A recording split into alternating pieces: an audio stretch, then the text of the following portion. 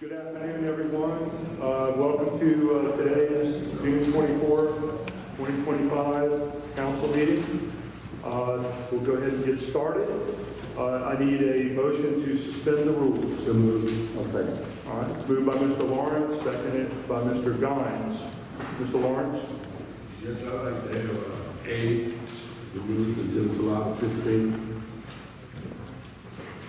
Do we vote on suspending the rules and then go, or can we go right on into it? Okay, can you read in the description of 4A?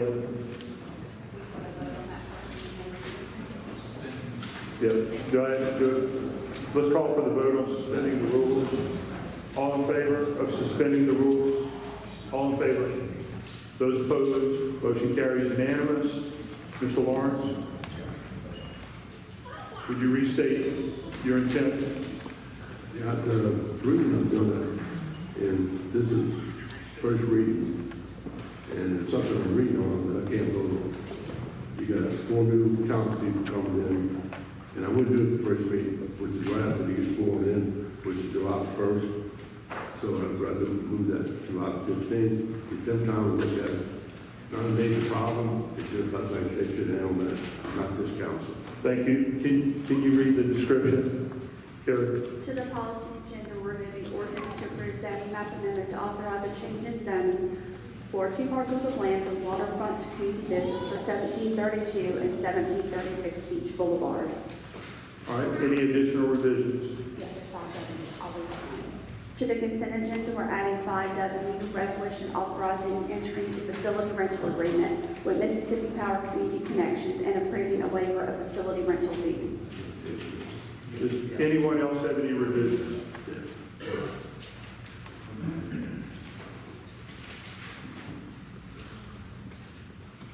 Yeah. Yep. Yeah, I'm going to go ahead and take it. Okay. We're going to table. We'll have to table it when it comes up for discussion. Is that okay, Mr. Jones? We're going to put it in this. We either have to remove it, or when it comes up, we can table it. We can remove it on this part of it. You want to remove it? Yeah? Okay. All right. Mr. Gines would like to remove that. Would the clerk read the description of that? Resolution naming a municipal building, the East Biloxi Community Center, in honor of Dr. Kenneth Hayes and Francis Laverne Gines. All right. Any discussion? Okay.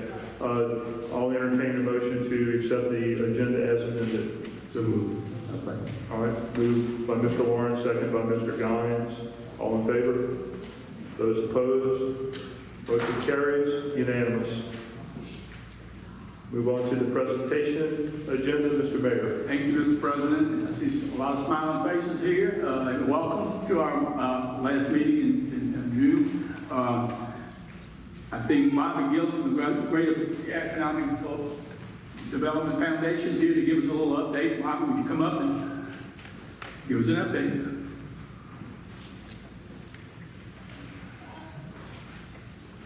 Thank you, Mr. Mayor. Thank you, City Council. I first wanted to thank everybody on this current council for all of your support on behalf of the Greater Biloxi Economic Development Foundation. As you remember, there's a core group of business owners that over the last few years have brought that foundation back to Greater Biloxi focus from Harrison County.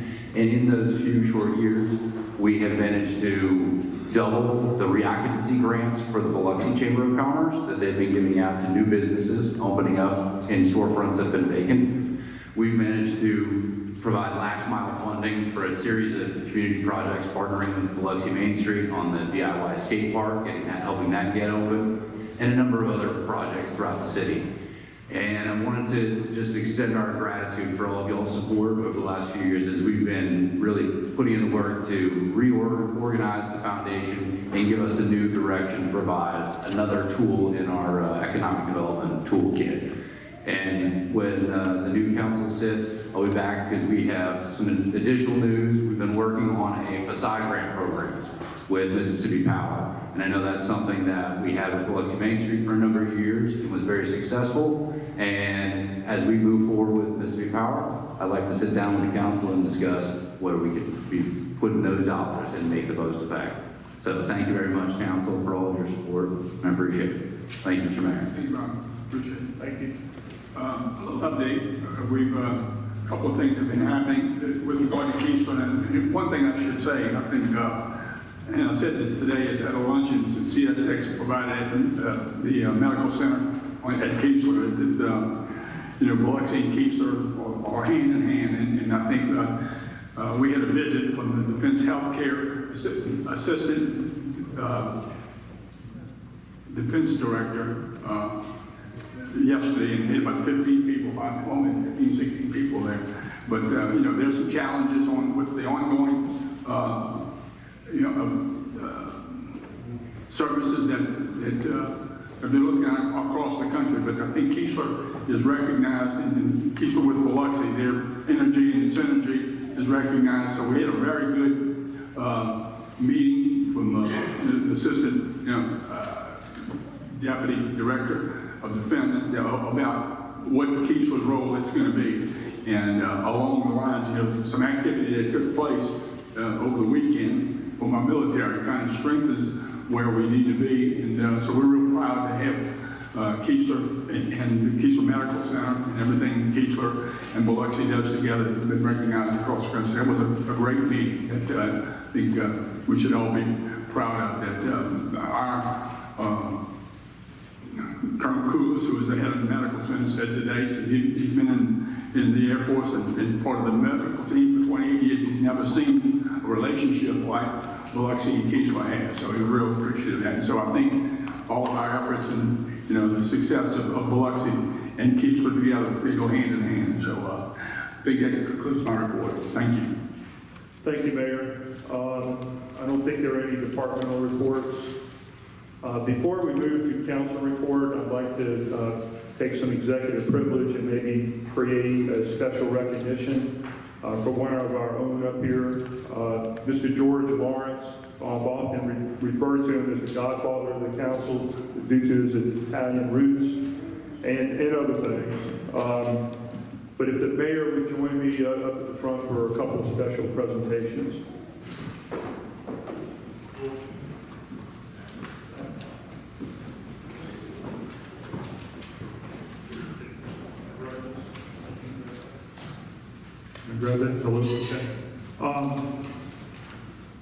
George, with further ado, 24 years, nearly a quarter century serving. I was going to give you that chair over there, but we couldn't find a replacement, and it would look different, and I'm not sure how much you would use it. But the first special presentation that I'd like to present you, and Mayor, can you help me do the honors here first?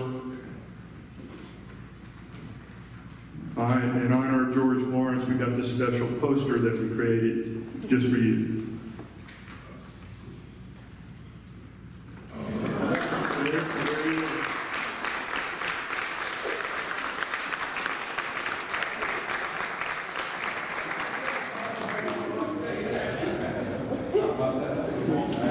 And another rare event, it's a very rare event that we issue keys to the city. I don't know, there's probably on one hand how many times if that's been issued. So Mayor, will you do the honor of issuing the keys to the city? To my friend, and we never had really had an argument, right?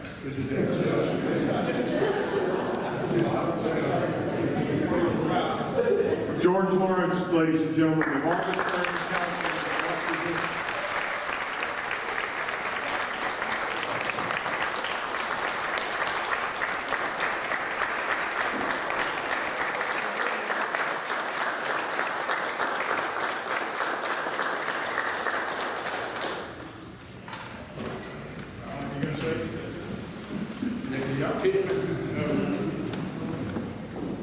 People actually, we not thought about finishing up.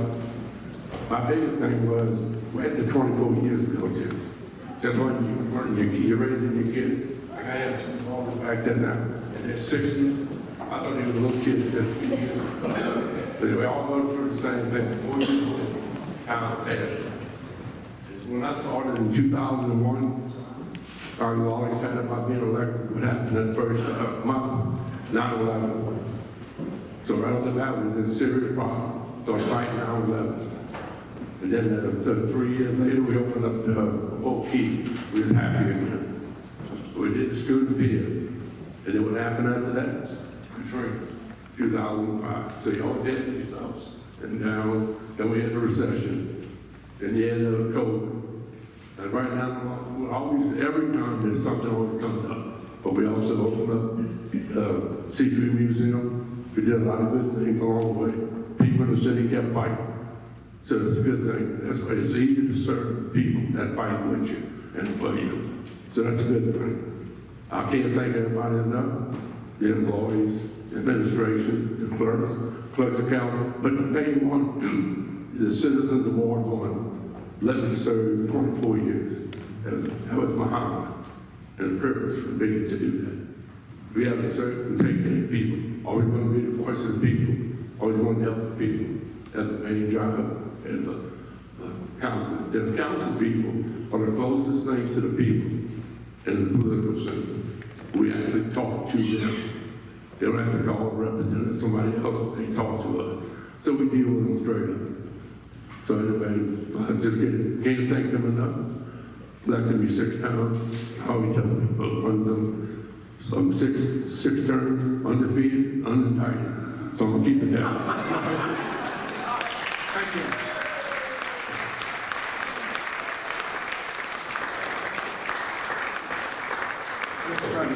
Mr. President.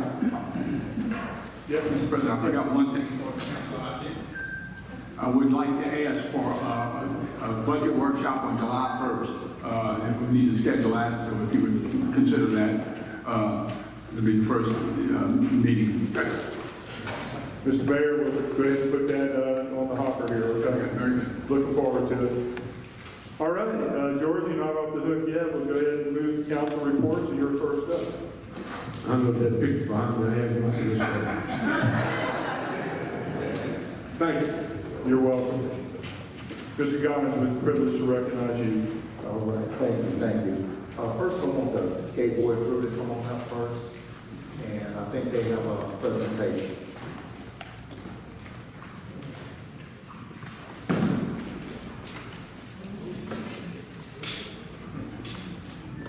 George, you get the skateboard too?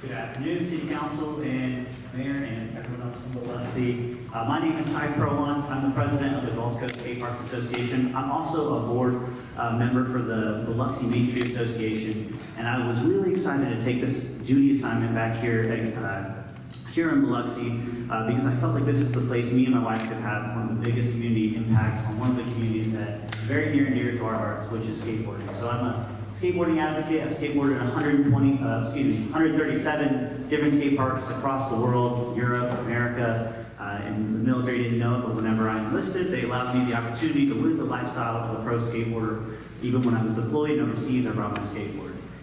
So what I'm here to talk to y'all about today is building Biloxi's dream skate park. So I have a couple of concepts that were donated generously from Pillar Design Studio. Typically a concept like this would cost a couple $1,000s just to get, but he said, no problem, go ahead and send it if it will help you raise awareness about your project. So this is a community-driven initiative to transform Biloxi's do-it-yourself skate park, DIY, into a world-class facility that serves our youth, enhances our city's economy, and grows a vibrant community. And we're excited to do it.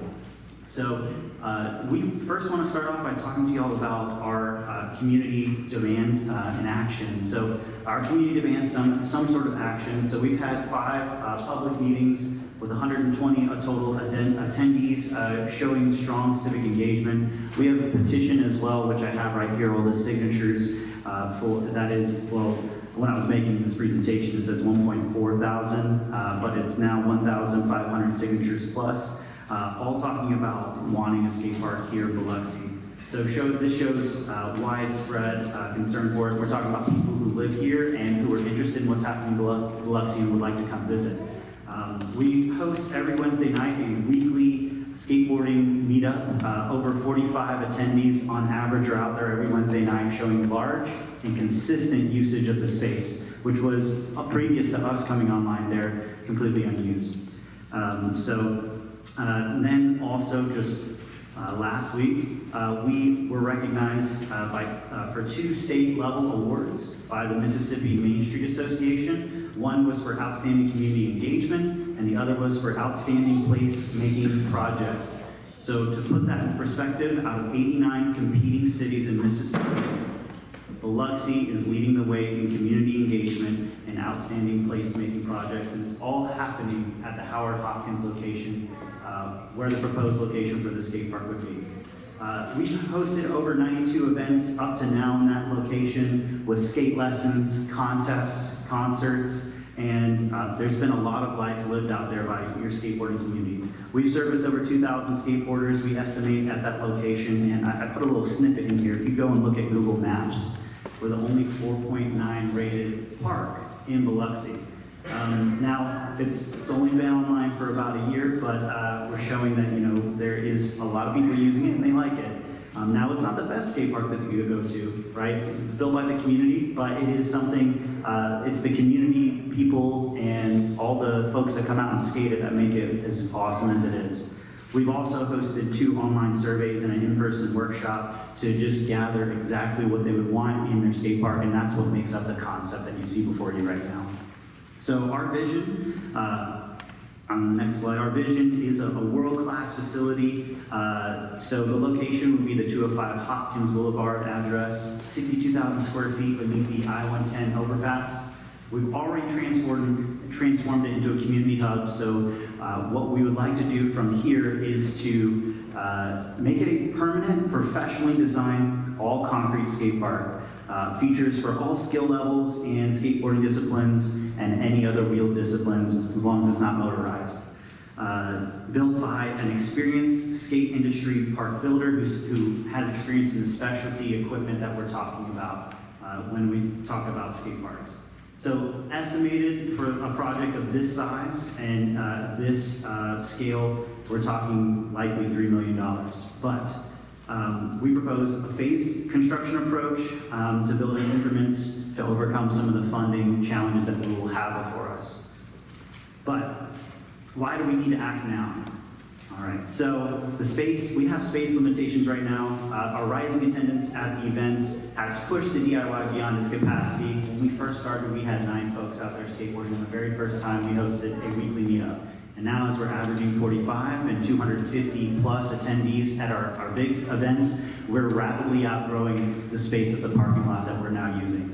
Of course, safety is one of the things that's on our forefront of our minds. Although none of our events we've ever had emergency services called, we are concerned about the rough asphalt that creates hazardous challenging. It's challenging for new beginner skaters to learn on rough environment, so a new skate park would overcome that. And of course, we're not the only ones dealing with a homeless problem, but in the past, when we first started, there were some that were sleeping on our ramps and leaving some wastes in that area, but since we've come to that spot and they see us using it, we've helped, they typically pass on while we're in use of the space. But all of this means that we are concerned with security and safety there and the image of that spot. And so if we got a professionally built skate park with a fence, proper lighting, potentially security, right, all these things could help mitigate that issue as well.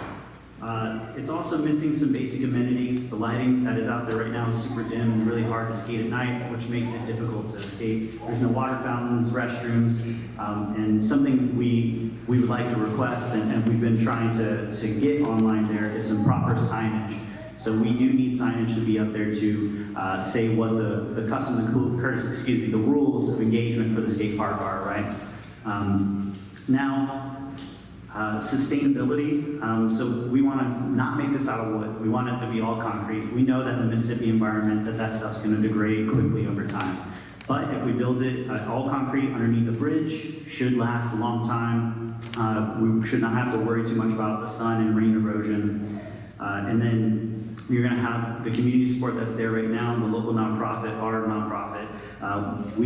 Every Wednesday we get out there and clean that skate park like it's our job, and we enjoy doing it. And if we had a permanent skate park, it would take less overhead over time in terms of maintenance if it was all concrete. Now, similar public parks in Stone County, Jackson County operate under a skate at your own risk policy. A lot of skate parks across America operate under that policy. Which basically means you just need clearly posted rules to be clearly posted rules to be up, and so there should be no additional liability exposure beyond what you would have for like even when your standard sports field complexes.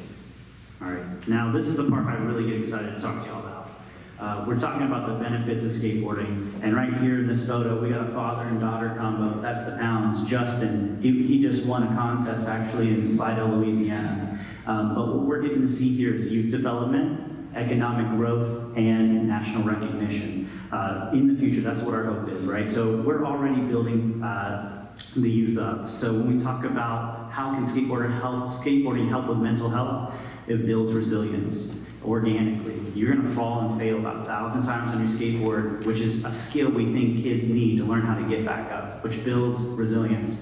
Once they face a challenge over and over again, it builds confidence born and demonstrated ability. And then finally, positivity. Although we know there could be negative things that happen, we choose not to focus on that, and that's what allows us to succeed. All of these things we think our youth, the next generation, need. Of course, it helps with their physical aspect of their life with balance and cardio, and it gives the older generation to organically shape the next generation in skateboarding that come out. So we have these really positive mentorship opportunities that we fulfill with our organization. We just need a proper place to do it. Economic growth, so we want to retain those local skaters that want to leave your town and go to a town that has a premium skate park like Mobile, Alabama, Pensacola, now Slidell, New Orleans, right? They could leave and go and skate there. We instead want to reverse that trend, build a premium park here so that we can attract that talent down to our downtown area, increase the foot traffic in downtown. In fact, since we started this effort, we've had over 20 different businesses collaborate with us, sponsor an event, or help us become a nonprofit in the first place, showing that there's a lot of businesses that are supporting this effort. And then, of course, we want that national recognition at some point. We want to see our skateboarders that now have an opportunity to hone their talents and skills here on the coast go represent us in the Olympics, X Games, Street League, U Tour, all these competitions, and many more that I cannot think to mention right now. But it would provide them a pathway where there currently isn't one. And we're trying earnestly to establish that for them. And I'll conclude simply with this, right? We have a really awesome concept. We got proof that there's a community demand. All that we want to do simply is ask you this. So the time to act is now. We want to make this vision a reality. The city of Biloxi must act, and grant opportunities exist, but most require city endorsement or matching contributions. So without your partnership, this transformative project will remain out of reach. Now is the time to invest in a project that uplifts the youth, boosts economic activity, and reflects the energy and creativity of the Gulf Coast community. So I know that we have a budget coming up, and all I ask is that you see if there is a way that skateboarding could be a part of that budget, and I ask you to take some action on the skate park project here in Biloxi. I do have a few minutes, or if y'all still have time, if y'all have any questions, I'm excited to answer any. I don't have anything. I have a question. You said you skated at 137 off. That's 137 more sir. In fact, like I said, I wouldn't have had the opportunity to do that without my my active duty service commitment to the Air Force, which is my first assignment was in England. And then after that, I was stationed at Holloman, and I got to serve here. And then I went to Belgium, and I came back, and every step of the way, even when I was deployed, I had my skateboard with me. And I just met the most incredible people.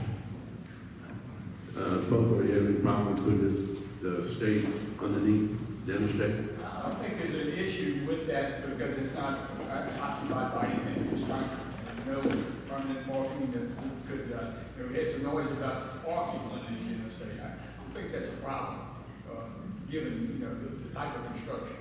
But we'll check that, we'll have to check that out.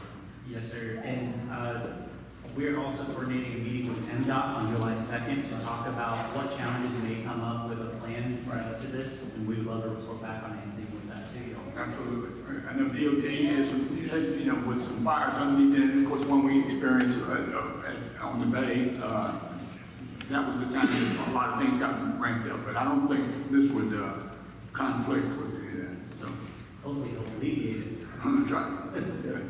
Mr. Tisdale? Yeah, Mr. Prowan, if you would, just get in touch with me. I'd like to speak with you some more about this. If you give me a holler, not this week, but sometime next week. Absolutely, sir. I think Felix has a closing, but That's it, that's it. Thank I you. got something I want to ask. I thought you were going to close, but look, I commend you on this. We've been kind of following some of the details. This is a little bit more comprehensive than we've been getting information from. So thank you Main Street as well. I'd like to mention that Ty is also involved with the Main Street's effort for the beautification of the Amtrak station that's supposed to happen this weekend. The 28th, right? 28th of June, along with, he's plugged into a group, Sergeants of Keesler, Main Street, our local businesses. I'm going to single out Elsie's Hardware, Mr. Ellis, among others, and I think the city is helping out with a little bit as well to clean up that area as we get ready for Amtrak service. So thank you for your involvement in the community. We really appreciate you. It's my pleasure. Thank you. Thank you, Thank sir. you, and I have more to say. but Okay. Thank you. You can go ahead. Thanks, sir.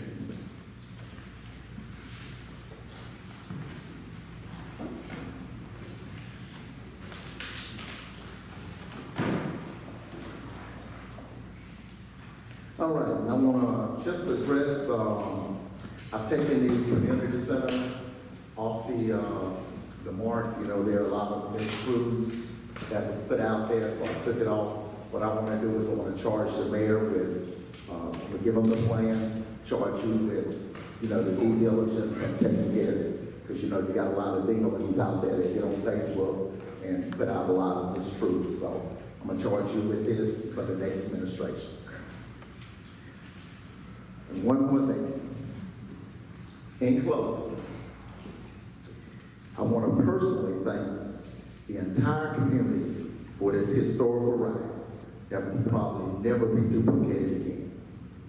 I had the most memorable 12 years of my life. I've gathered a whole lot of lifelong friends. I want to thank the mayor and our relationship, a friendship that I will cherish for the rest of my life. I want to thank the directors. Chief Miller, you've been a great asset. A community like mine, we hardly ever had any race relation issues in our community. And I want to thank you because you've been very open. Personal cell phone calls, late night calls, solving things very expeditiously. Sherry Bell, you've done wonders for our community.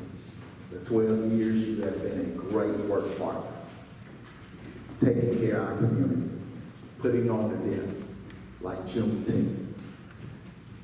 Juneteenth has been here 4 years, and all 4 years you stepped up to the plate.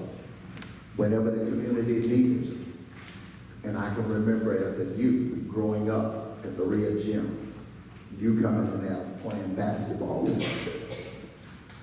It has been a great opportunity knowing you. Walt Road. I met Walt doing the infrastructure projects. $190 million later, we got the majority of it done. 255 million left. 55 million, 190 million spent. Well, I appreciate everything you did, taking my late night calls, getting those roads repaired, getting it on the right track, because when we came in, we were devastated and we were torn down. And you brought us back. Christy Labata, thank you for taking care of all the projects, the road projects, especially the railroad street project, Main Street, where we had the great bus accident, assuring that our residents will be safe from now on. Peter Abad, legal expert, thank you for all that you've done, calling you day and night, and you answering the phone. Jerry Creel, anytime I needed any advice in the community, elevation, building codes, you basically taught me all the building codes of our city to ensure that we have future development as it continues to come to Biloxi. To my city council members, I'm going to miss Grandpa. That's my grandpa. I always call him, I know you call him Godfather, but I call him Grandpa. And my grandpa, leaning over, whispering to you where we have our side conversations. And he taught me how to listen. You better listen. 12 years ago, we came in as the Fab Five, opening Biloxi up for business. Taking it from a $50 million budget to $70 million. Dr. Tisdale, Kenny Glavin, Dixie Newman, Robert Deming, and later on Chief McGivery and Shoemaker. We went through a whole lot, such as the pandemics, road construction, and I am uplifted and proud of the job that we've done. We laid a foundation for the future here in Biloxi. I want to mainly thank my family. I think I see two of them back there, my sister Anna and my brother Clarence back there in the back. My family been my greatest troopers. They did not allow me to lose my honor, my dignity, or my integrity, regardless of what was said. And of course, there was a lot said. My father instilled pride in his family, not arrogance. Never let anyone define us. But our mother was the one who directed us. To my closest friends, which is in my small circle, I want to thank them, and they know who they are. When the chips were down, we were always overcoming insurmountable obstacles. I want you guys to know I am Biloxi. I live Biloxi, and I believe Biloxi. With love, thanks to my residents, what an awesome ride. I appreciate everyone for allowing me this great 12 years that I've been able to serve. It was just awesome. Thank you for allowing me an opportunity to say my piece. Thank you.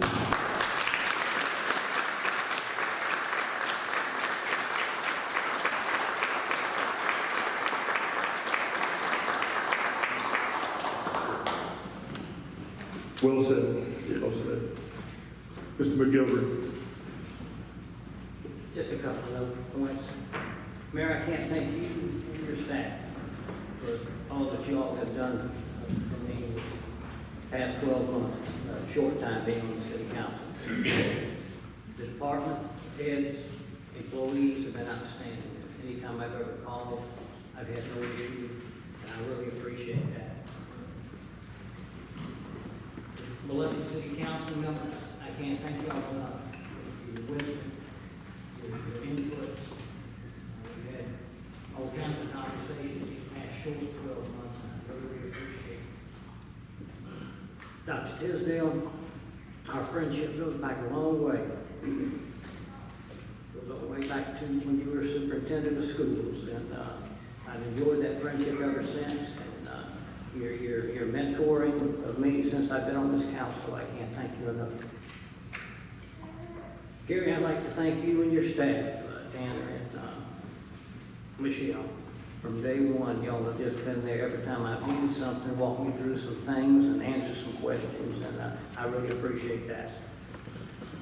Most importantly, I want to thank the residents of Ward 4 for allowing me to be their representative for the past 12 months. When I campaigned for this position, my focus was your issues and your problems were mine, and that's exactly what I've done the past 12 months. And I'm proud of that. And, I wish the best for the new council members that are coming on board. You've got some outstanding people that are still going to be here with knowledge, things of that nature. And I wish them all the best. And given that, Mr. President, that concludes my final report. Thank you.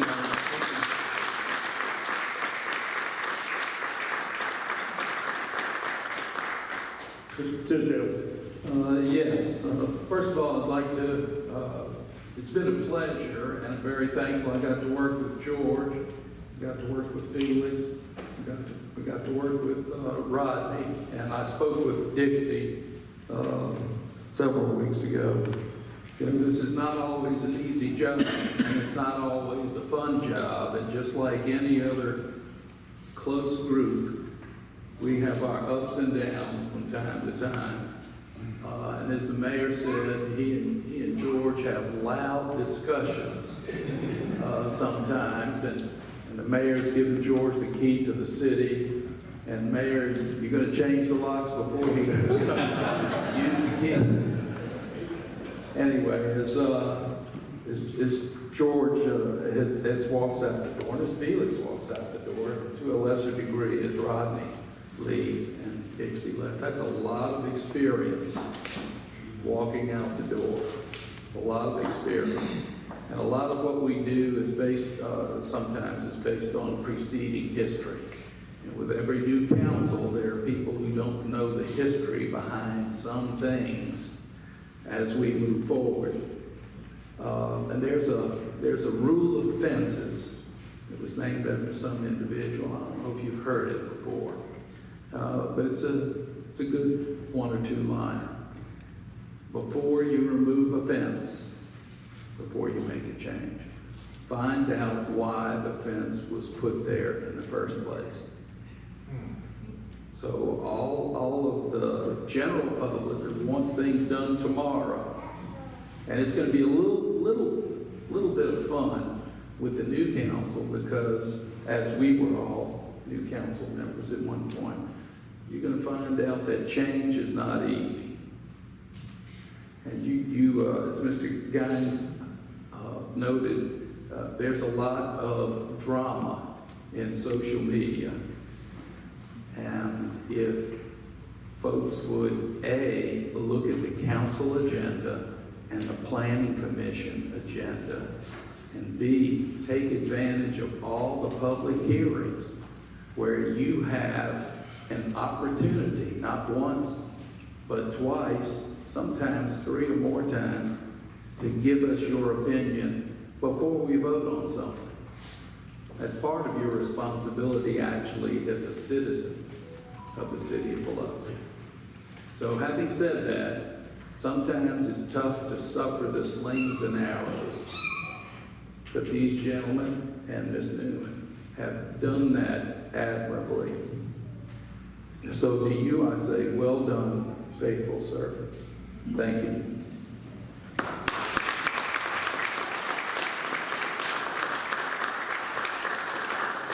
Thank you, Mr. Tisdale. Wow, this kind of an emotional roller coaster this last meeting, and a flood of thoughts go through your mind. Certainly, George Lawrence, one of the bookends. If y'all remember when we were elected, you had another bookend, and the other side was failed. And certainly to lose the final bookend is a little emotional today, but we don't lose any of you. You are part, like Mr. Guines said, he's Biloxi, he's part of Biloxi, and we all embrace you as being part of Biloxi. It was just your leadership up here one word comes to mind is just respect. And I can't say that enough to each and every one of you. Respect. I love you guys. Ms. Newman as well. I know she's not here tonight, but the things that y'all have accomplished for your ward and the hard work that you put in to represent the people that you knocked on their doors and looked in their eyes and said, I need your vote, I'll represent you. The weight of that, I don't think it's heavy weight at all. It's something that we get stronger as we lift that challenge, and then we accomplish together many, many things, and there's many more on the horizons that y'all are not through yet. Y'all will be part of Biloxi for the rest of your life, and we all know that. So thank y'all. Yes, sir. To make my little short speech, I've got three major things that was a plus for the city. We opened up the Seafood Museum, we opened up the Mardi Gras Museum, we opened up the Shucker Stadium. And those are the three positive things in the city of Biloxi. They're all pluses. What did you say about Shucker Stadium? I didn't catch that. Oh, yeah. It was positive thing. Okay, I just want to make sure. Good. I'm sorry. Go ahead. We were there for 20, 15 years. I'm sorry. My bad. And I want to thank the trio, because I miss them. Carrie, Tanner, and Michelle. I love you girls. I love all of y'all. Thank you. One more thing, I said all the stuff that people supported me, stuff like that. I forgot the main group, the family. Without my family, I wouldn't have been able to do most of this stuff. I'm like, yeah, too many people. He'd have been in trouble. I only had 3 daughters, something. It wasn't that bad. Somebody left with us. Yeah, about 15 or whatever, how many years. But I mean, without the family, to support you, like, to push you on, to back you on stuff you do, that makes a big difference. You know, just like I tell people all the time, Keith's and I are the same age. Keith came July 12th, 41. I was born, June 12th, 41. I was born July 12th, 41. So Keith and I are the same age. We grew up watching McCarthy when he first came over there. And a lot of people don't realize Keith was put here for mechanics, to train mechanics to work on planes. Then it turned into the, works like it did. But that was a really, but that's why they had so many troops here. They were training to work on planes all over. So those are some positive things, and Keith has been a great, help and support the city, just like we support them. And that they usually got 12,000 people out there, been up to 20,000 people before. So those are good things. So anyway, just the city of Biloxi, like you said, we don't go anywhere. I've been here forever. I'm not going anywhere. I came right after Jesus, but I'm now still there. Was that 41 BC? Yeah. All right, gentlemen. I'm going to finish my report up. All the accolades and recognition aside. A serious note. Recently, there was a meeting concerning Mardi Gras groups and some policies and procedures. And I just want to make a few statements tonight. There may be a few crews monitoring our discussions tonight and in the future and other special events. So, there's been some confusion and numerous rumors regarding the effect of our change to ordinances and Mardi Gras organizations have particularly been impacted. As we work through the changes to facility rentals, please feel free to contact the council office with any questions or concerns. The city recognizes that Mardi Gras is a vibrant part of our unique culture and always welcome Mardi Gras events in our facilities, and we'll continue to do so. It's the intent of the city it's not the intent of the city in any way to discourage Mardi Gras organizations' use of our facilities. When it regards to booking some of the venues, the city temporarily suspended bookings of the Civic Center and the Gruid Center in order to allow us the time necessary to make internal adjustments needed to result in change to our ordinance that ensures the wording of our revised ordinance matches the intent. During this process, our ordinance underwent 3 additional revisions based on the public comments and internal review. and will continue to evaluate this ordinance as all others to make additional revisions as necessary. So I'm going to talk about some specific policy security deposits. The city previously assessed security deposits and cleaning fees. We have simplified and combined this. If a facility is not damaged and cleaned by the renter, the security deposit will be refunded. However, if that security deposit is necessary for cleaning and for damages to be fixed, then we certainly use that security deposit in that effect. In the event that an organization elects not to clean the facility, the security deposit will also be applied to the cost of cleaning. We only ask that you notify us whether or not you intend to clean the facility so that we can make the necessary arrangements, especially if we have another event that's booked right behind it. The city is not able to hold a facility for any organization for multiple years based on one security deposit. I know there was the so-called rollover deposits. Those have been refunded. So we're working on a policy that's fair, so if you need it for multiple years, you can reserve it. But this policy of putting one deposit down and reserving 3 or 4 years in advance and then canceling after 1 year, and then we've turned away multiple events on that date, we have to take another look at that as our facilities become more popular and sought after. Rental fees, there have been an increase in rental fees in order to cover the cost of the city. We think they've been nominal. I know some information was given out recently, and it was kind of the blank agreement. But when we create agreements, we check certain boxes, and based on checking those boxes, it moves it over into the agreement for that specific event. And I think that information may have been given out, so you were looking at the entire menu, and it was confusing when you saw all these different fees and expenses on one document. That wasn't the intent to provide that to you. And I do apologize for that. Rehearsals and practices. The city has made provisions to ensure that Mardi Gras organizations have the opportunity to have rehearsal in the facility in which the event occurs. To this end, our revised ordinance allows up to 4 hours of rehearsal time per day at the Civic Center or Druid Center if it's rented. This rehearsal time needs to be booked by the organization in advance.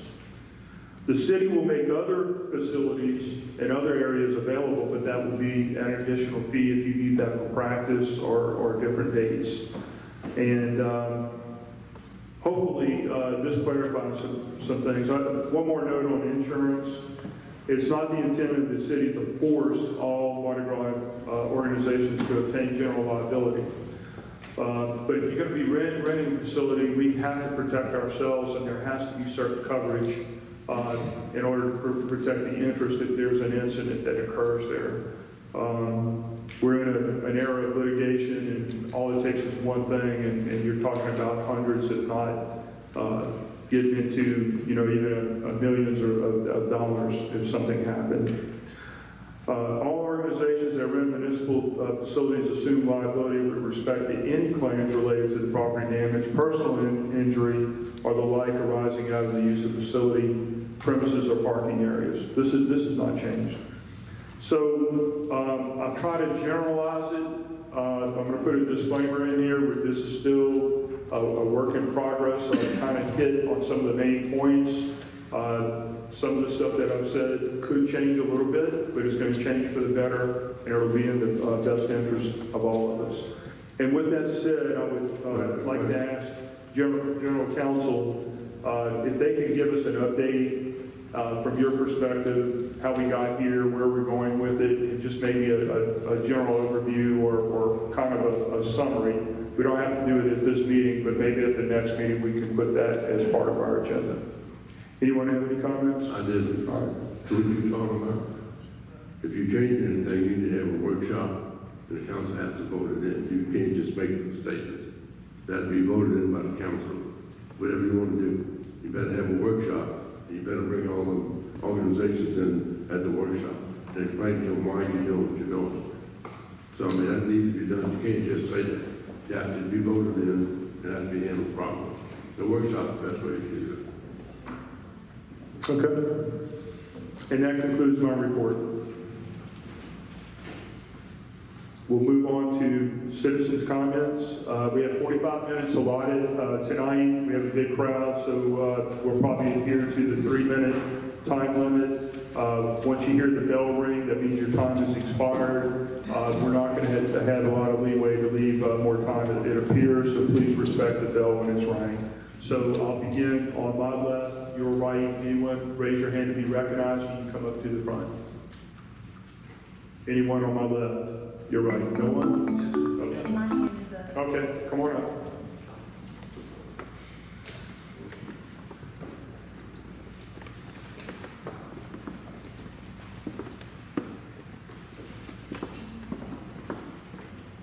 Good afternoon. My name is Brittany Norton-Burks. I am a proud citizen of Ward 2, but unfortunately, 3 weeks ago, I found out that during the road project, my home was not reconnected to the sewer. I have spent thousands of dollars of my own money. I have had the city come out and look, which they told me the problem was internal when I redesigned the house and I moved back. Now we are getting things fixed. The city has taken accountability and they're sending sewage trucks to clean what has been, just under my yard for possibly what could have been 12 or 10 years now. But I know I'm not the only house in Ward 2 that's dealing with this problem. I want us to know if there are any plans to make sure that the other houses, or the schools, or the businesses in Ward 2 that were affected by the road construction are properly connected. You can't be another Flint, Michigan, and wait till our children are in the city. You can't drink the water. Okay, this is not a Q&A, but you can note it, and we'll get an answer for you. All right, thank you. Thank you. Anyone else? My left, your right. Raise your hand high and be recognized. I'll move over to my right, your left. Rob?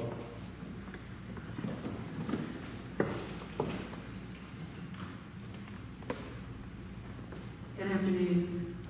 Robin Cron David from Oklahoma Place in Biloxi. I'm the executive director at the Maritime and Seafood Industry Museum, and I would just like to thank the council for everything that y'all have done for the museum over the past, especially for George Lawrence. If it wasn't for George fighting to help rebuild the museum once it was destroyed, I don't know what we would have done. He was a great advocate. He was tenacious.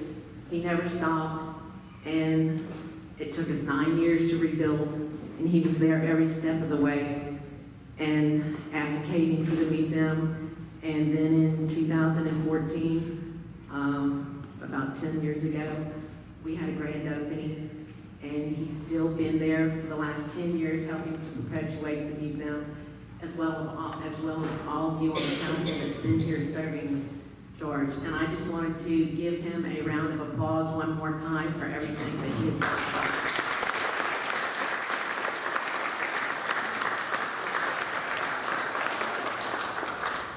Thank you. Anyone else? All right, left, come on. Yes, ma'am.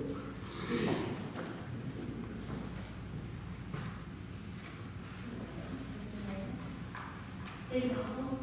I'm Jennifer Cox. I am captain of crew of Athena for the 2025-26 year.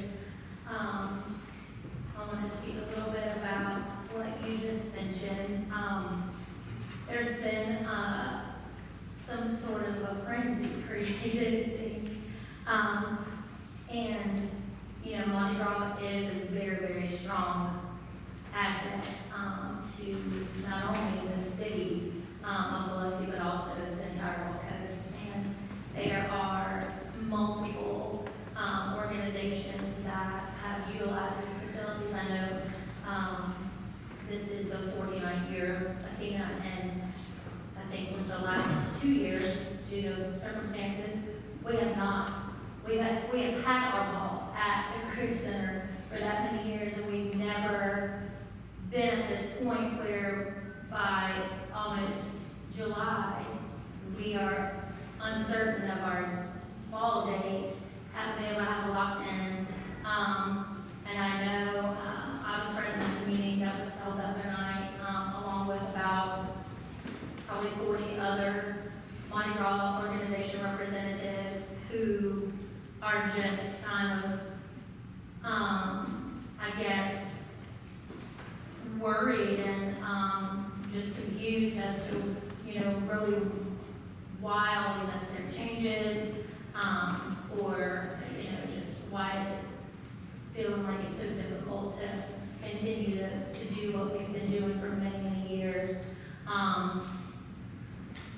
Going to what Mr. George said, if you do make any changes, there's been, even just from that meeting the other night, we've heard 100 different new things. And so I don't think any of us have any contracts in place. None of us have our dates secured. Our crew did receive our deposit back. I know there are several that have not. So it's just a total mix-up, and we just want to have that confidence back that the city, wants us there, because it kind of feels like we're not being wanted anymore a little bit. And we don't want that. I mean, of course, we want to continue to utilize the facilities at our Hampton. If you do make any changes and you do have a workshop where you guys allow all of us to come in and, offer suggestions and let you know, like, our crew utilizes the facility for these dates and, LaBelle floors and Southern and so whoever. If we can be present to know kind of what's going on, and we can answer any questions that you guys have for how often we need the facility or how many times we want to be able to use it, that would be fantastic. Thank you. Thank you. I'm sure we'll work to that end to make it easy for you. Anyone else on this side of the room? Get you next. Good afternoon, City Council. My name is Mike Hurst. I'm an attorney with Biloxi Bar, and we represent the New Seasons Biloxi Treatment Center. Before you today is a resolution confirming that the New Seasons Clinic is in compliance with the conditional use permit. And if you recall, last Tuesday during the council meeting, that resolution came before this council, but also before this council came a few amendments from Mr. Lawrence, and I wanted to address those. First, Mr. Lawrence said at our minute 42, 20 seconds, that his amendment to fence the property was trying to stop people from wandering through the property or bordering. What I can tell you over the last 4 months that this council, the planning commission, town halls have shown is there is no evidence that homeless are wandering through the property or bordering in the property. As it's been stated, that's speculation, gossip, innuendo. And I will point the council to the City of Biloxi versus McDonald, which you probably are familiar with, the Mississippi Supreme Court case where Mr. Lawrence had made a motion to deny a conditional use permit, which was overturned by the circuit court. And that was upheld by the Mississippi Supreme Court because the council cannot do things that are arbitrary and capricious or without substantial evidence. And we don't have substantial evidence of any homeless wandering through the property or loitering in the property. Mr. Lawrence said that we can put a requirement and a resolution on anything we want. No. No, you can't. City council can't do anything it wants. We have laws. We have a constitution. People have rights. That's prohibited taking under our state and federal constitution. Finally, Mr. Lawrence said that we held a public hearing, but it doesn't matter. Yes, it does matter. You, council, put these laws into effect. You, council, put these ordinances into place. When people and entities follow the law and obey your ordinances, you can't punish those individuals and those entities for mere speculation, gossip, innuendo. And Mr. Gines, I appreciate you pointing that out last week when discussion of the fence came up about arbitrariness of the fence. I appreciate Mr. Shoemaker, Mr. McGilvery, Mr. Clavin for pointing out that, yes, we have a permit in place. They have followed that permit, and you can't just do whatever you want. let me finally conclude by stating, trying to separate the clinic from and its patients from others, from the community, as Mr. Lawrence said, that's direct discrimination in violation of the ADA and the Rehabilitation Act. What I would tell you is olive branch. If you will work with us, we will work with you. We will be happy to consider a fence and to discuss with the city council a fence. And we want to be a continuing good corporate citizen. We've helped over 2,400 members of Biloxi. We currently are helping over 400 Mississippians. We want to continue to do that. We want to work with the city council to do that. So thank you for your time. Thank you, Mr. Hurst. That's you? Come on. Is it okay if I sit over here? I don't want to have my back cheek, that's all.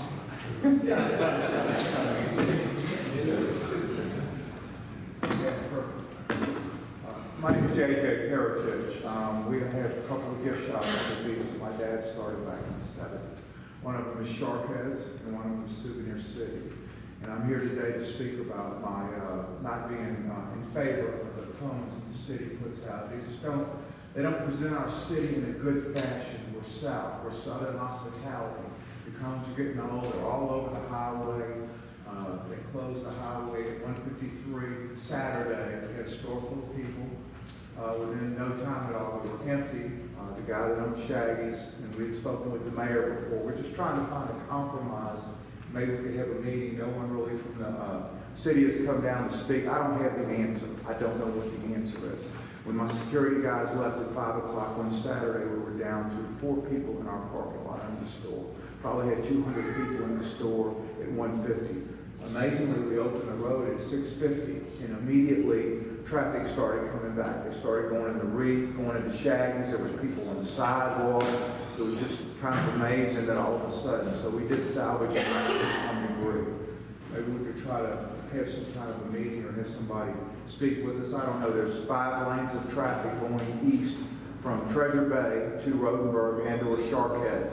And when they do the traffic plan, they completely stop any business, any traffic on Highway 90, and they put every bit of it on the service drive. Us, a restaurant row, all of us that are there feel like it's really does not help us at all. And I don't know what the cones actually help. And when they put them out, our other businesses on the north side of the road by Treasure Bay, and when they put them out, they put them out closer now. So we have a business that people need to pull in. And some of the times we go out and move the cones, and if they could try to open them more so we would have a chance of having this, it is detrimental to our business. And I did witness something Friday night with the motorcycle. We put the cones out for that. It was not necessary, I guess, because of social media. Y'all had to find out what was going on. Friday night, when I was leaving Sharkheads on the 3rd floor, we had a landing up there. And y'all didn't want to come there and look during any of these events. I know y'all have drones and all that kind of stuff. I watched the ambulance. It was in the left lane. It had the cones close together. Friday night, no traffic plan. They could not get to the light at Rodenberg because the cones, nobody could get out of the way. They had to wait for the lights to change. And I witnessed it. I was still on the thing more than once. So we put the cones out on Thursday night, Friday morning. They stay out till Monday morning. We closed it from 1:50 to 6:50 on Saturday. And as soon as they do it, it kills all of us on Restaurant Road. They closed the red lights, which denies access. It denies access to any of us on the service drive or Restaurant Road. There has to be some kind of a compromise, or I hope we can come up with a compromise. I do not have the answer. I don't know what's right. People in our store, they were here for all the baseball tournaments this weekend, several of them, Picayune, golf course, and everything else. What's going on? Thank you so much for your time. Thank you, Mr. J.J. Anyone else on my right, your left? Raise your hand to be recognized. Anyone in the back? One more time over here. Anyone that I missed? Like to come up and speak? Public comments is now closed. We'll move on to the policy agenda. Resolutions. The clerk would begin with item D. Resolution confirming the new season's methadone clinic located at 1989 Pash Road is in compliance with the conditional use standards found within the City of Biloxi's land development ordinance. So give her your guidance. We'll start with Mr. McGilbert. Thank you, Mr. President.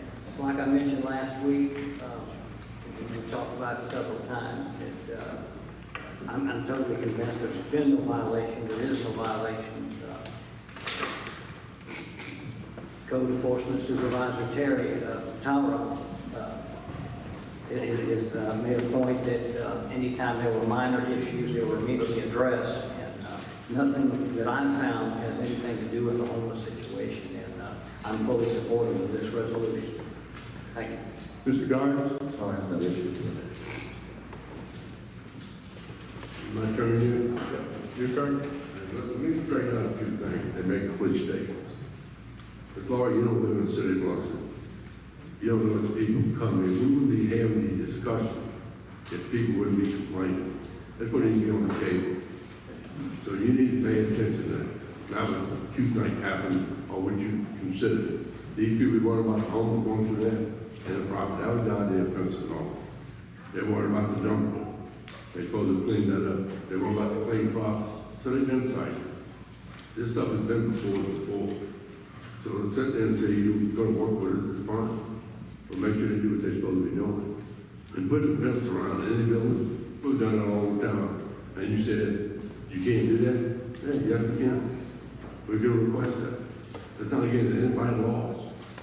That is just something we put together to separate that piece of property from anybody that wants to go. You go through the gate, you're going to go to the methadone clinic yourself. You won't be hanging around the parking lot. There's no need to be behind the fence, unless you're going to use the clinic yourself.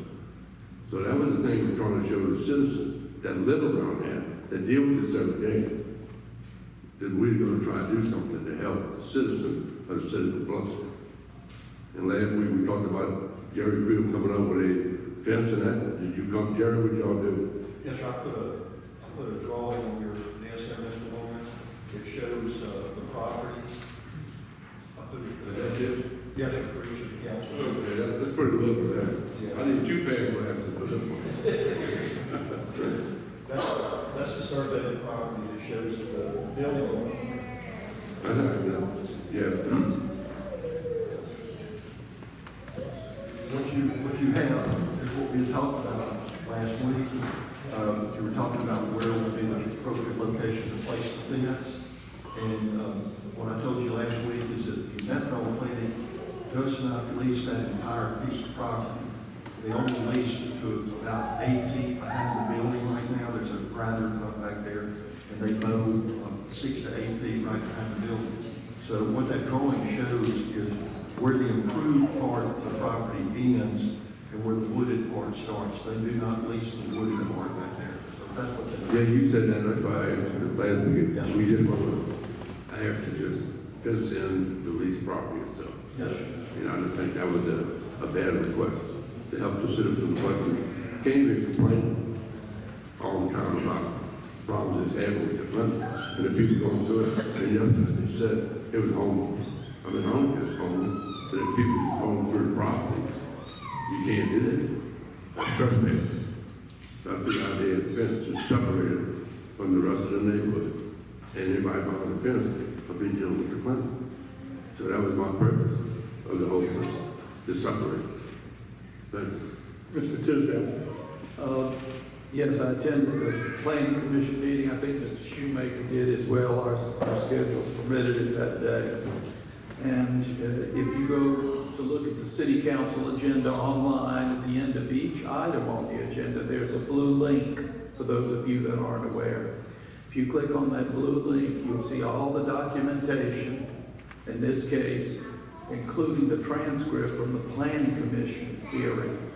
And it was, I think you can't help but accept the idea based on the presentation and the comments that this particular clinic has done everything the city that is required that they do, and everything that the city has requested they do.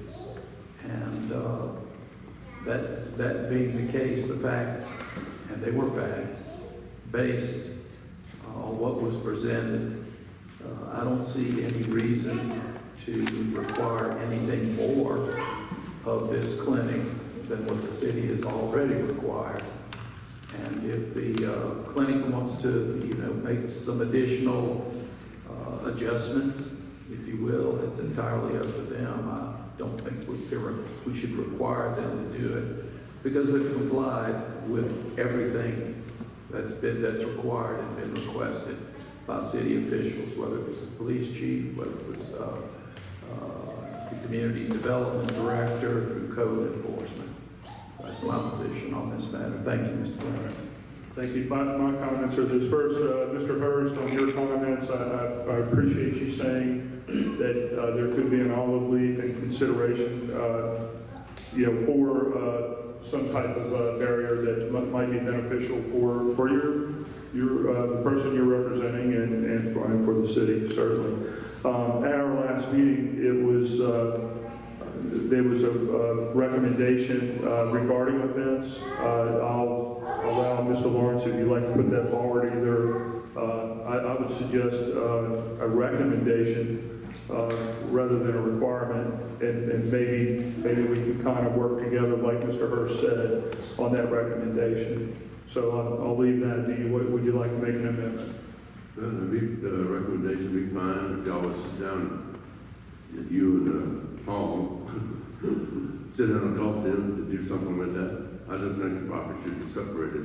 And we as council people need to show the citizens we're trying to do the right thing that they would complain about. Because somebody makes some statements, or the owner of the CAO of that place comes to that. We want to let the citizens. They come in and complain. And I just feel like all we've done, take up for the citizen and try to make this adjustment. If there's other ways y'all can do that, then that's fine. But without something like that, I can't support it. That's all it is to it. But y'all want to set up something, whenever, and deal with them, then I think it definitely should have something to separate the problem. So would you like to make a recommendation? I'll make a recommendation that y'all do. How you want to handle it. That's up. All right, so the recommendation is to sit down and discuss a fence, and just add that amendment to this resolution. I do that. Okay, do I have a second? I can second that. That sounds reasonable to make a recommendation. It's not a requirement, it's just a recommendation to sit down and discuss it. I think that would be a great thing between all involved. So there's a first and second. Any additional discussion? All those in favor of the amendment to recommend? Those opposed? 3-2. It passes. Thank you, gentlemen. I had to put the gavel down on that one. All right, item C.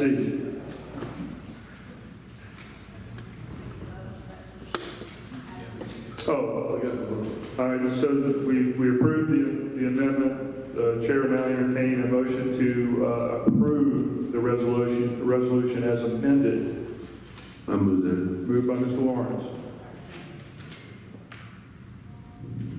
Second.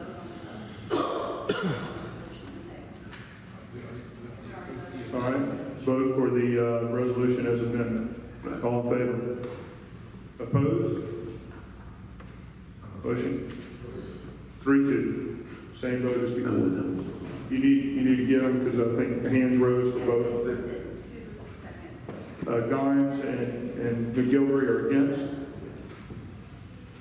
Okay. Motion carries. Item C.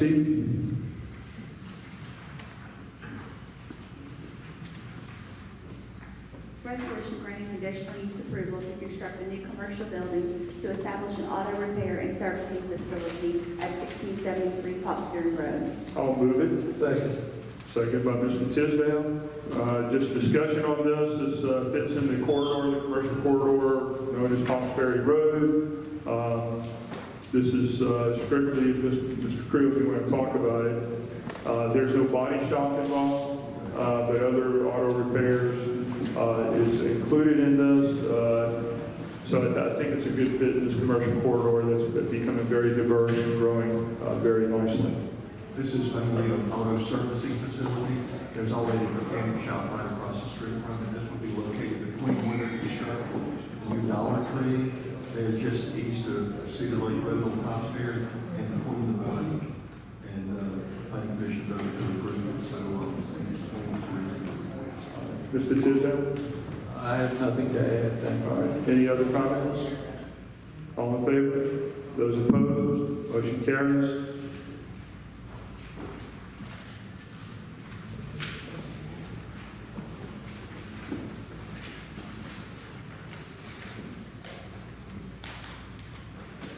Resolution granting conditional use approval to authorize the construction of a new commercial building to establish a medical clinic located at 1886 Hawkesbury Road. It's my word, I'll move it. Second by Mr. Tisdale. Jerry, you want to talk about the specifics of this medical clinic? Okay, it's an urgent care facility. It'll be located right next to the new Papa John's. We had some people, that objected to certain things about Papa John's, but when they came in for the urgent care, they had no objection to that.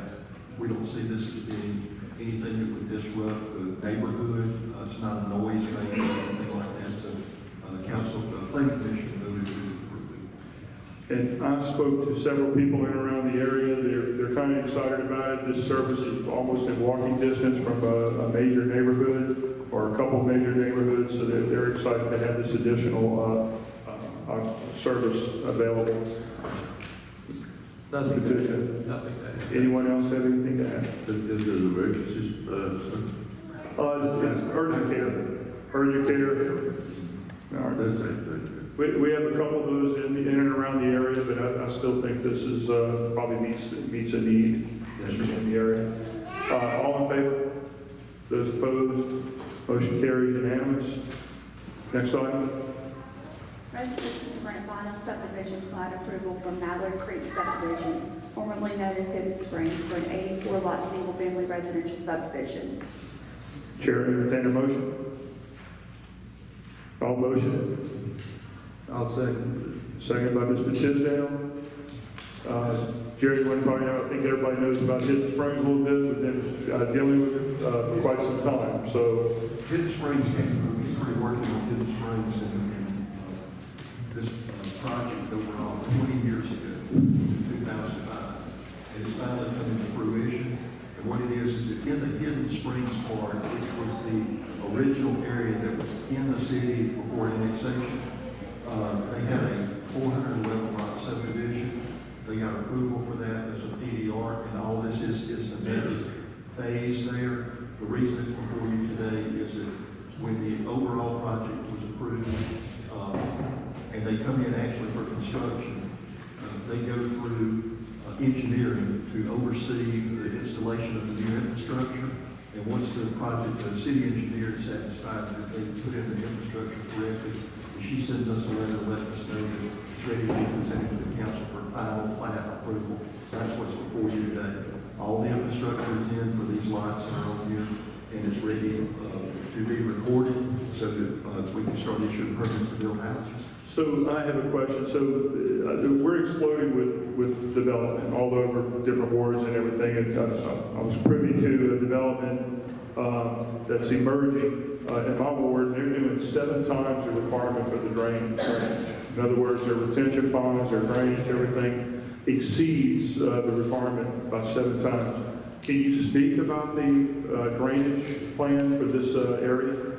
Well, I can tell you that if this area floods, we're all in trouble.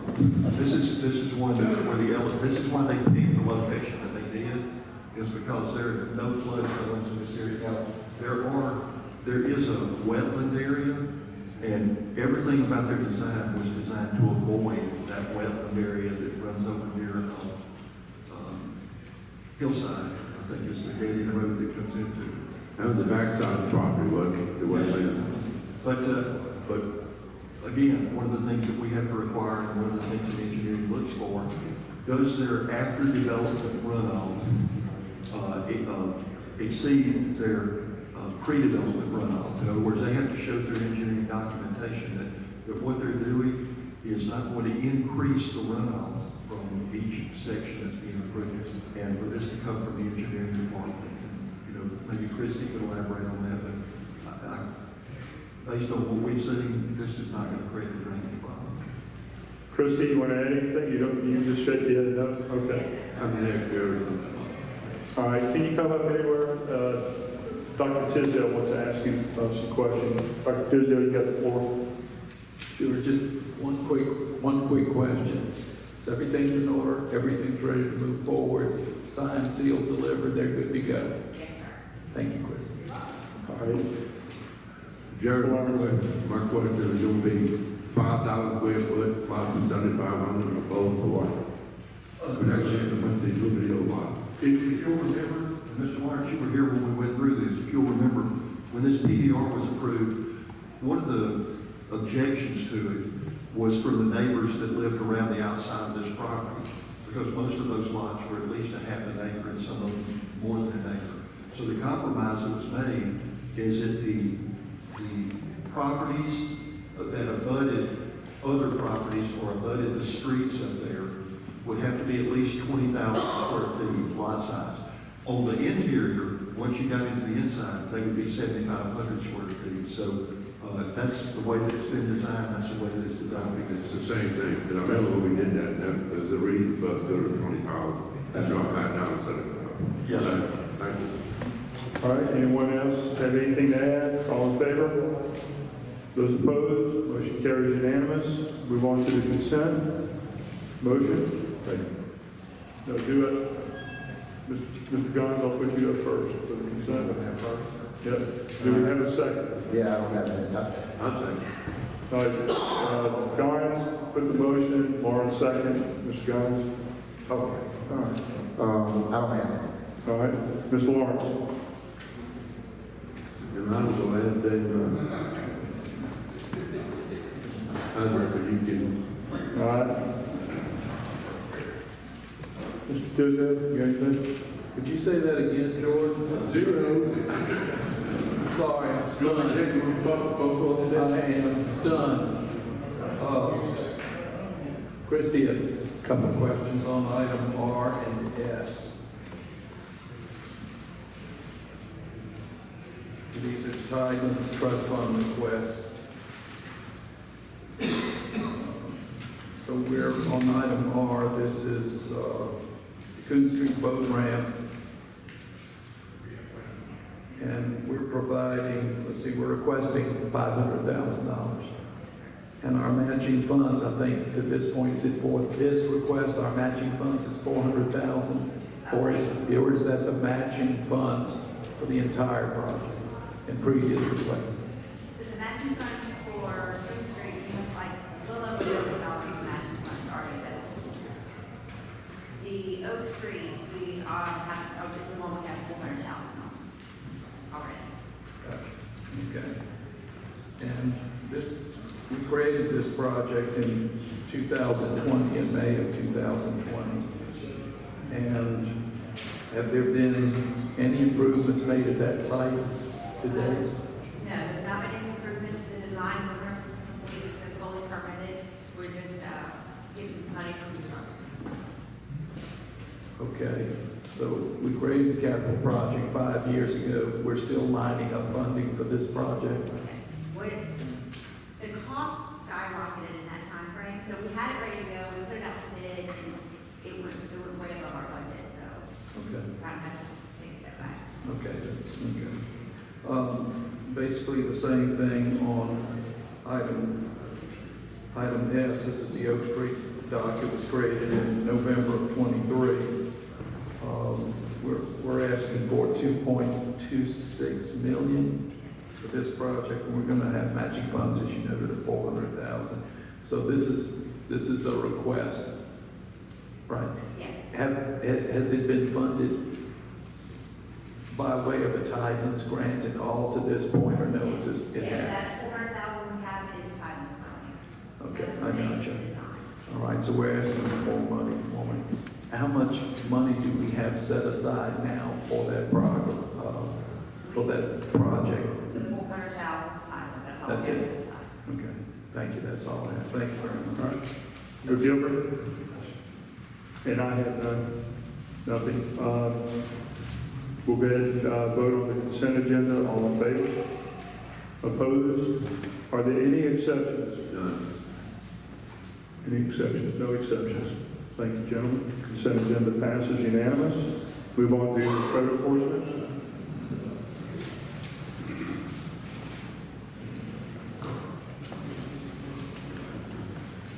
Item A on the agenda, Stephen Francis Perisich et al., 241 Dewey Circle. This property is still in violation.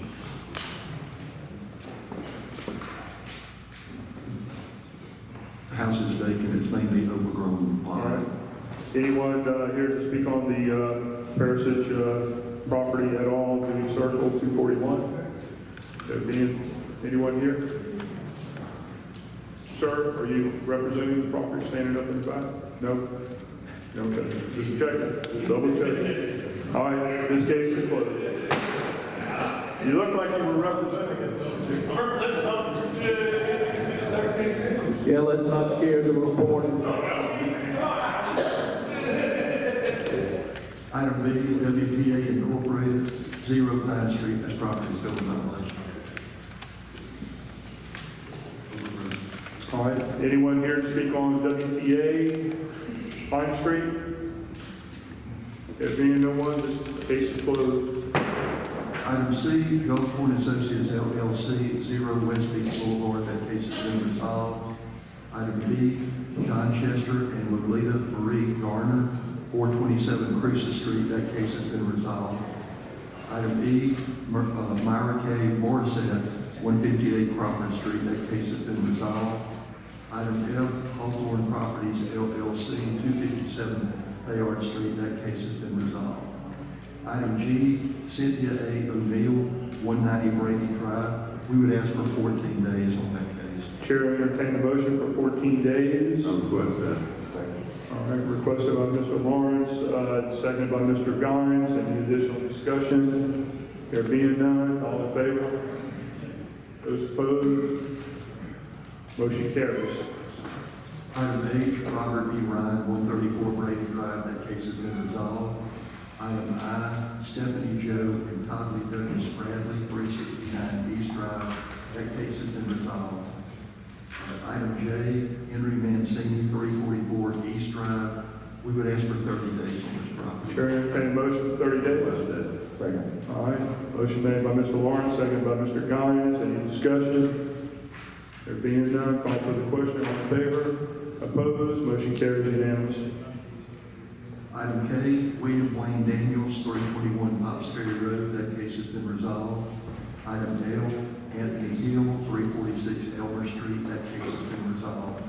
Item M, Wong Van Lee, 276 3rd Street, that case has been resolved.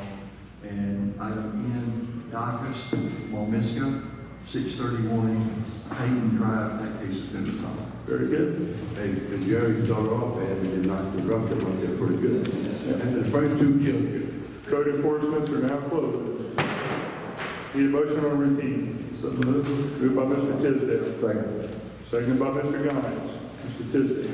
I'll let Mr. Lawrence do the honors. Mr. Lawrence, do the honors. The walk routine, whether they've been idle there or not. Bring that checkbook. Gotta be good news.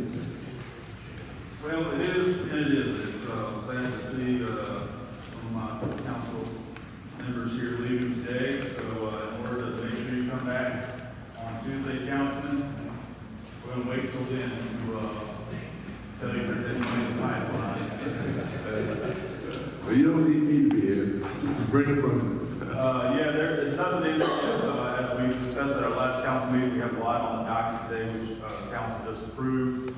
A little over $600,000 of payments for various invoices and pay applications. So by the July, first meeting in July for council, we should see something in the MEMA pipeline. And the reason why we don't have anything is because we are more than 60 days in advance at this time. So we're well ahead of the game, and hopefully, first council meeting in July, they'll continue to bring the check. Well, I think that's been good the way y'all set that up. Like, we up ahead of all the time ahead, we never get the funds before. Without 10 meetings, we had a borrow before we got the money back to pay. So the last couple of years or so, it's been pretty good. We stay on the top of it. So that's a good thing. Thank you. All right, all in favor of the routine? All opposed? Motion carries. Chair entertain a motion to adjourn. And I would request, I will second that, and I would like us to adjourn in recognition of our departing council members today. Departed or departing? Departed or departing? Departing, and I just want to clarify, they're physically departing, not soulfully departing. I'll second. All right, second by Mr. Guines. So we be going. All in favor? Those opposed?